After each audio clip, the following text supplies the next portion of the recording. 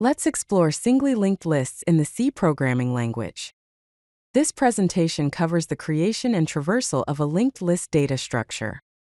You'll learn how to build and navigate through linked lists, which are fundamental concepts in computer science. A node is the fundamental building block of a linked list. Each node contains data, which is the value stored within the node, and a pointer to the next node in the sequence. Here's the C code defining a node. We define a structure named node. It has two members, data of integer type and a pointer next of type node. The data element stores the actual value, and the next pointer points to the subsequent node in the list. Understanding this structure is key to grasping how linked lists operate. To create a new node in a linked list, you need to allocate memory for it and assign the data and next pointer. Here's a C function demonstrating this. First, memory is allocated using the malloc function, requesting enough space for a node structure. Then, the data field of the new node is set to the provided value. The next pointer is initialized to null, indicating that this node is currently the last in the list. Finally, the function returns a pointer to the newly created node. This function is named createNode. The created node and its data is shown visually on the slide. To build a linked list, follow these steps. First, create a head pointer. Second, create the first node, which becomes the head. Third, link subsequent nodes to the list. And fourth, update the next pointers of the nodes to point to the next node in the sequence.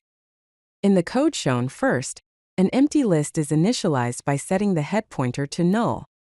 A first node with the value 10 is created using the createNode function and assigned to the head. Then, a second node with the value 20 is created and linked to the first node by assigning its address to the next pointer of the head node. Similarly, a third node with the value 30 is created and linked to the second node. To traverse a linked list, meaning to visit each node in the list, you iterate through each node starting from the head. The C code provided demonstrates this process. In the traverse list function, a current pointer is initialized to the head of the list. The while loop continues as long as the current pointer is not null. Inside the loop, the data of the current node is printed, and then the current pointer is moved to the next node. Finally, after the loop, null is printed to indicate the end of the list. The image shows how current pointer moves through the linked list from head node to the last node. When working with linked lists, you should always remember to check for null pointers, properly free allocated memory, and avoid memory leaks. Common errors include dereferencing null pointers, losing track of the head pointer, and forgetting to update links. The first function shows a memory leak example.